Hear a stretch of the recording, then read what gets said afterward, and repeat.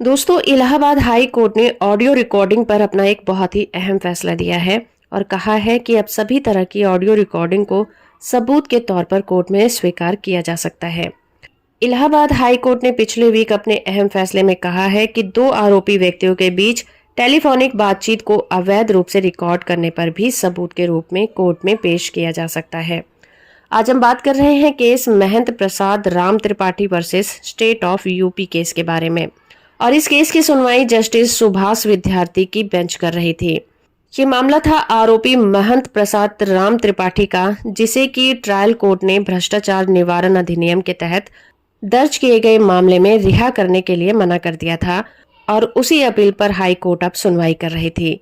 इस मामले में सीबीआई ने दो आरोपी व्यक्तियों के बीच टेलीफोनिक बातचीत को एक डिजिटल वॉइस रिकॉर्डर की हेल्प से रिकॉर्ड किया था, जिसमें दोनों कह रहे थे कि हैदर आया था और उसने 6% अमाउंट को पे कर दिया है, जिस पर एप्लीकेंट आरोपी ने हाँ में जवाब दिया था।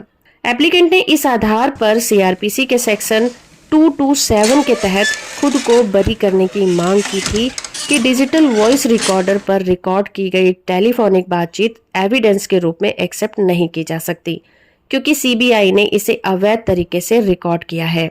लेकिन ट्रायल कोर्ट ने उसकी बात को मानने से इनकार कर दिया और आरोप को बरकरार रखा। इसीलिए वो हाई कोर्ट पहुंचा इस फैसले को चुनौती देने के लिए। हाई कोर्ट में ये दलील दी गई कि इंडियन टेलीफोनिक एक्ट के सेक्शन 5 सिर्फ कुछ ही कंडीशन में बातचीत को इंटरसेप्ट करने की इजाजत देता है, और वो भी गवर्नमेंट की परमिशन के बाद। और इस मामले में तो गवर्नमेंट से किसी भी तरह की परमिशन नहीं ली गई थी।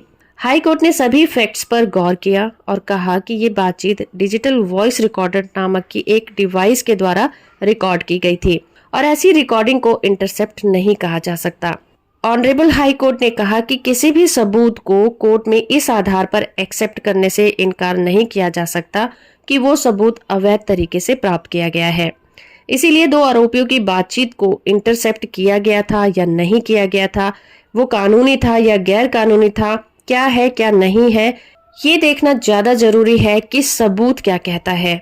और कोर्ट ने साथ में ये भी कहा कि सिर्फ रिकॉर्डिंग पर ही भरोसा नहीं किया गया है, दूसरे एविडेंस को भी देखा गया है, उसके बाद ही ये फैसला लिया गया है। हाई कोर्ट ने ट्रायल कोर्ट के फैसले को ही बरकरार रखा और आरोपी की याचिका को खारिज कर दिया। जजमेंट की पीडीएफ कॉपी का लिंक आपको नीचे डिस्क्रिप्शन में मिल जाएगा, वहां से आप इसे डाउनलोड कर सकते हैं।